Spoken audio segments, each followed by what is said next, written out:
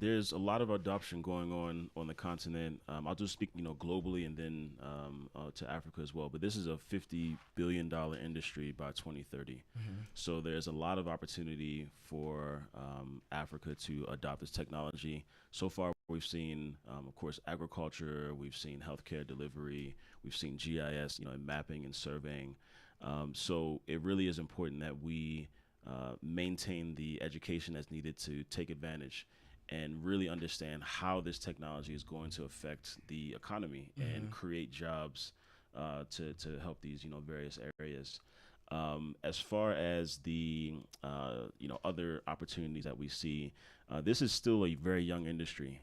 We only saw mass adoption globally around 2015. So the industry is very much in its infancy. So it is a very, very good time for us to still take advantage and see those opportunities. But you're talking about $50 billion industry by what year?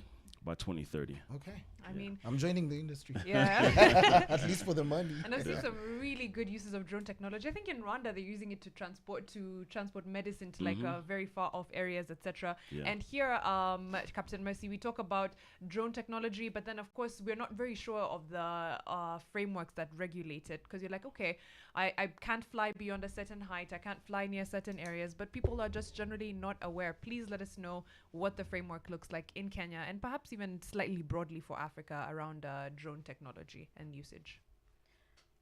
Yes, the drone technology is advancing very fast, and globally, we have the International Civil Aviation Organization that gives this is specialized UN body that guides how the aviation sector worldwide. In Kenya, we have a directorate under the Ministry of Transport, and that is the Kenya Civil Aviation Authority. It oversees drone operations. Now, the legislation part of it, and we recently reviewed this, it comes under the Kenya Civil Aviation Unmanned Systems Regulation 2020. And if you log on to the Kenya Civil Aviation Authority website, this is clearly articulated.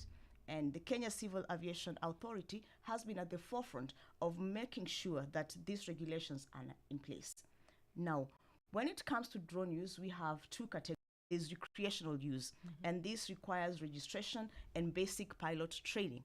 And I'm delighted to tell you today that most of the training schools in Kenya are owned by the youth. And this is a sector that is engaging youth in very many ways, as you've seen, and we'll expand on that as we go along, the uses that they're putting these drones to.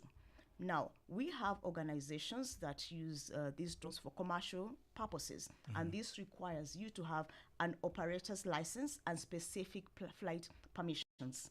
You mentioned about drone use in Rwanda.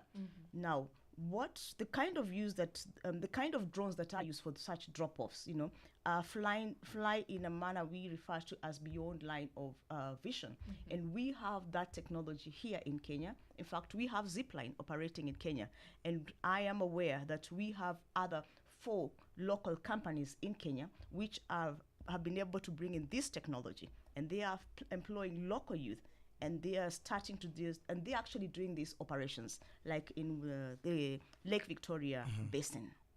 Now, the impact these users have had, like recreational youth, where most of recreational users, and this is where the big number of youth are, once they comply with these regulations, they can do filming, they can they can use them for content creation, just to mention a few.